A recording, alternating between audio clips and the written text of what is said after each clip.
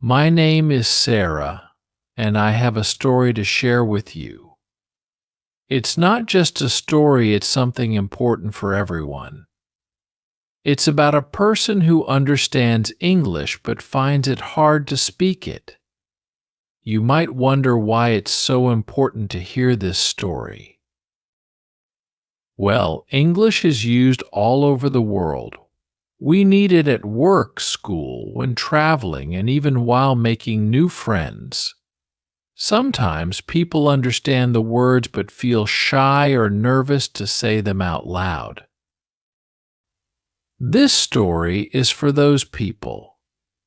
Please listen closely, from start to finish. There is so much to learn. Once upon a time, in a small town, there lived a boy named Ethan. He was bright and curious, always listening and learning. He loved reading books and watching shows in English. When people talked, he understood everything perfectly. But when it was his turn to speak, something strange happened. His mind went blank. His hands would sweat, and his heart would race. Words felt stuck somewhere inside him. It wasn't because he didn't know the words. He knew them well. But every time he tried to say something, fear and worry held him back. His teachers praised him for his reading and writing. They would often say, "Ethan, you understand so well. Why don't you speak more?" Ethan would smile politely, but inside he felt sad. It wasn't that he didn't want to talk, he just didn't know how to push through the nervousness. It felt like there was a wall between what he knew and what he could say. He tried speaking in front of a mirror, but it didn't help much. His words still felt clumsy and slow when speaking with others. One day, Ethan met an old man named Mr. Henry at the town library. Mr. Henry was kind and patient. He often saw Ethan reading books in English and smiled at him. One afternoon, Mr. Henry sat next to Ethan and said, "You like English, don't you?" Ethan nodded. "Do you speak it too?" Mr. Henry asked gently. Ethan looked down at his shoes and whispered, "I understand it. I just can't speak it." Mr. Henry gave a warm chuckle. "That's a start, my boy. Understanding is half the battle," he said kindly. "Many people can't even do that. You already have a gift, Ethan. Speaking will come with time, but only if you practice and let go of the fear of making mistakes." Ethan liked Mr. Henry. He felt safe talking to him. So he asked, "What if I say the wrong words?" Mr. Henry smiled again. "We all say the wrong words sometimes. Even people who speak English every day make mistakes. The important thing is to try. The more you try, the easier it will get." From that day on, Ethan began practicing with Mr. Henry. At first, they talked about simple things like the weather or what Ethan read that day. Mr. Henry never corrected Ethan harshly. Instead, he encouraged him, saying, "Good try. Keep going slowly." Ethan started feeling a bit more comfortable. The words began to flow better. Ethan's classmates noticed the change too. One day, during a class presentation, Ethan stood up and spoke in front of everyone. His voice trembled a little, but he kept going. When he finished, the whole class clapped. His teacher smiled proudly and said, "See, Ethan, you did it." Ethan realized that speaking English wasn't about being perfect. It was about expressing himself, making connections, and having the courage to try. He still made mistakes sometimes, but now he didn't let them stop him. Mr. Henry's words echoed in his mind practice, and don't fear mistakes. This story is not just about Ethan. It's for everyone who understands English but feels too afraid to speak. You're not alone. Remember, understanding is already a big step. Speaking will come with time, practice, and a little patience. If you're listening to this story, I want you to know it's okay to feel nervous. But don't let fear keep you silent. Speak, even if it's not perfect. Keep trying, just like Ethan did. There is so much joy in sharing your thoughts and being understood by others. And this is just the beginning of Ethan's journey. There is still more to learn, more challenges to face, and more victories to celebrate. Ethan's confidence slowly grew, but it wasn't always easy. Some days the words would still feel stuck, and frustration would creep in. One afternoon, while practicing with Mr. Henry, Ethan sighed and said, "What if I never get better?" Mr. Henry looked at him with kind eyes and said, "Ethan, learning to speak is like planting a tree. It doesn't grow tall in one day. You water it, give it sunlight, and watch it slowly rise. Some days you'll see progress and other days nothing changes. But if you keep caring for it, the tree will grow." Ethan held on to those words.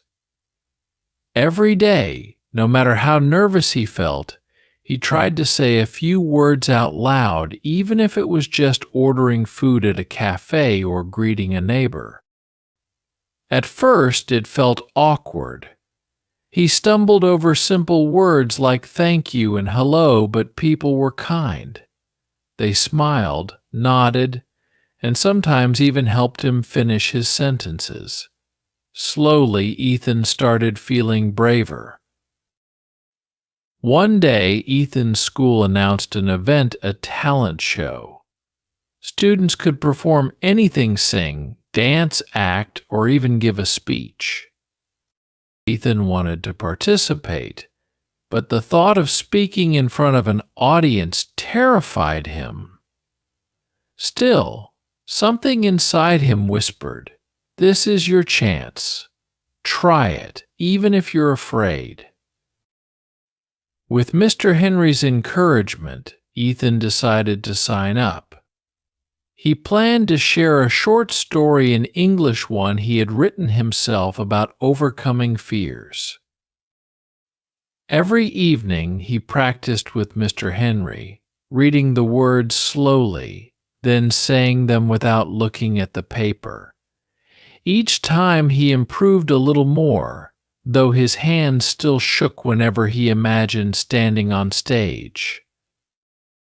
The day of the talent show arrived. Ethan stood behind the curtain, heart pounding, palms sweaty. "What if I mess up?" he whispered to Mr. Henry, who had come to support him. Mr. Henry knelt down and said, "Remember, Ethan, this is not about being perfect. It's about sharing what's in your heart. Everyone in the audience wants to listen to you. Even if you stumble, just keep going. Your words matter." Ethan nodded, breathing deeply. When his name was called, he stepped onto the stage, feeling the bright lights on his face. The audience looked huge from up there, and for a moment he wanted to run. But then he saw Mr. Henry in the front row, giving him a thumbs up, and something inside him clicked. He began to speak. The words came slowly at first, his voice shaky, but as he went on, he felt lighter. The story poured out of him how he used to be scared of speaking English, how every mistake made him feel small, and how meeting Mr. Henry changed everything. The audience listened quietly, nodding along. When Ethan finished, there was a moment of silence, and then the room filled with applause. Ethan blinked in surprise. They were clapping for him. He had done it. For the first time, he felt truly proud of himself, not because he was perfect, but because he had tried. After the show, his classmates came up to him saying, "You did amazing." Ethan, even his teacher, said, "I knew you had it in you, but the best moment came when Mr. Henry gave him a hug and said, 'I'm proud of you, kid. You showed everyone what courage looks like.'" From that day on, speaking English felt different to Ethan. It wasn't just about using the right words or sounding perfect, it was about connecting with others, sharing stories, and learning as he went. He kept practicing every day, knowing that it was okay to make mistakes. In fact, mistakes became part of the journey. Ethan's story started to inspire others too. His friends, who had also struggled with speaking English, began to feel braver. "If Ethan can do it, so can we," they said to each other. They started practicing together, helping one another without judgment. Their small group grew, and soon it became a place where students felt safe to speak without fear. One day, Ethan's teacher asked him to help a new student named Mia, who had just moved to town and barely spoke any English. "She understands, but she's afraid to speak," the teacher said. Ethan smiled, remembering his own struggles. "I know exactly how that feels," he whispered. Ethan met Mia during lunch and sat beside her. At first, Mia only nodded or shook her head, afraid to say much. Ethan gave her the same advice Mr. Henry had given him: "It's okay to make mistakes. Just try." "I'll help you slowly." Mia began to say small things, like hello and thank you each time Ethan cheered her on, just as Mr. Henry had done for him. Days turned into weeks, and Mia grew more confident. One afternoon, she looked at Ethan and said, "Thank you for not giving up on me." Ethan smiled warmly. "That's what friends are for," he replied. Ethan realized that helping Mia gave him a new kind of joy. It wasn't just about speaking English anymore, it was about making others feel seen and understood. He knew how lonely it could feel to have words trapped inside, and he wanted to help as many people as he could. And so Ethan's journey continued, not just as a learner, but as a mentor, a friend, and a voice of encouragement. There were still days when he struggled, but now he faced those moments with hope instead of fear. He knew that every stumble was a step forward, every mistake a lesson learned. Ethan's life kept changing, one small step at a time. With every conversation, his confidence grew, and so did his friendships. Mia wasn't the only one he helped. Soon, other students, those who felt nervous about speaking English, came to him. Ethan became the person others looked up to, not because he was perfect, but because he understood what it felt like to struggle. One day, Ethan's teacher announced a special class project. "We're starting an international exchange program," she explained. "Each of you will have a chance to talk with students from another country through video calls. It will help us learn about different cultures and improve our communication skills." The class buzzed with excitement, but Ethan felt a knot in his stomach. Talking to someone on a video call, that felt even scarier than speaking in front of his classmates. What if he said the wrong thing? What if they laughed at him? But deep down, he knew that the only way forward was to try. When the day of the first video call arrived, Ethan sat nervously in front of the computer.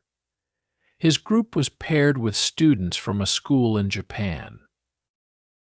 The call began, and Ethan's classmates greeted their new friends with cheerful hellos and nice to meet yous. Ethan managed a small wave, his heart pounding in his chest. Then a boy named Ken from the Japanese school introduced himself. He looked friendly but just as nervous as Ethan. I understand English, but not good at speaking, Ken admitted with a shy smile. Ethan felt a spark of recognition. He knew exactly what Ken was feeling. Taking a deep breath, Ethan smiled and said, "It's okay." I was the same way. Ken's face brightened. "Really?" he asked. "Yeah," Ethan replied. "I was scared too. But mistakes are okay. We can help each other." Ken nodded, relief washing over him. As the conversation continued, Ethan and Ken stumbled over words and laughed at their mistakes. But something beautiful happened. They kept going, without fear or embarrassment. They talked about their favorite foods, games, and hobbies, learning that they had more in common than they thought. After the call, Ethan realized how much he enjoyed connecting with someone from a different part of the world. It made him see that English wasn't just a school subject, it was a way to build bridges between people, no matter where they came from. Over time, Ethan and Ken became good friends. They exchanged messages regularly, practicing English together while also learning a few Japanese phrases. Ethan even taught his classmates how to say hello and thank you in Japanese, which made Ken smile every time they greeted him. Ethan's world kept expanding. He no longer saw speaking English as something scary. It was a tool that opened doors to new friendships and exciting experiences. One day, his teacher approached him with another opportunity. "There's a public speaking contest coming up," she said. "I think you'd be great at it. What do you say?" Ethan's first instinct was to say no. A contest? That sounded terrifying. But then he remembered Mr. Henry's advice: practice, and don't fear mistakes. He also thought about Ken and all the others he had helped along the way. What if he could inspire even more people by sharing his story? After a long moment, Ethan looked up and gave his teacher a small, determined smile. "Okay," he said, "I'll do it." In the weeks leading up to the contest, Ethan worked hard. He wrote a speech about his journey, how he had once been too scared to speak, and how small steps, practice, and kindness had changed everything. Mr. Henry helped him rehearse, just like before. Remember, Mr. Henry told him, "It's not about winning, it's about telling your story." The day of the contest arrived, and Ethan found himself standing on another stage, facing an audience much larger than the one at the talent show. His hands trembled, but this time it was different. He wasn't just speaking for himself, he was speaking for everyone who had ever felt too afraid to use their voice. Ethan took a deep breath and began his speech. He spoke slowly, clearly, and from the heart. He talked about fear, mistakes, and the power of trying. He shared how people like Mr. Henry, Mia, and Ken had shown him that learning isn't about perfection, it's about connection. When he finished, the room filled with applause once again. But this time, something even more amazing happened. After the contest, several students came up to him and said, "I feel the same way. Thank you for sharing your story." Ethan realized that his words had made a difference. He had touched the hearts of others just by being honest and brave. The judges announced the results, and Ethan won second place. But to him, it felt like first. The real victory was knowing that his story mattered and that he had found his voice. As Ethan walked off the stage, he saw Mr. Henry waiting for him, beaming with pride. "You did it, kid," Mr. Henry said, giving him a high five. "You spoke, and the world listened." Ethan smiled, feeling lighter than ever before. His journey wasn't over. There were still new challenges to face and more people to help. But he knew now that he had the courage to face whatever came next.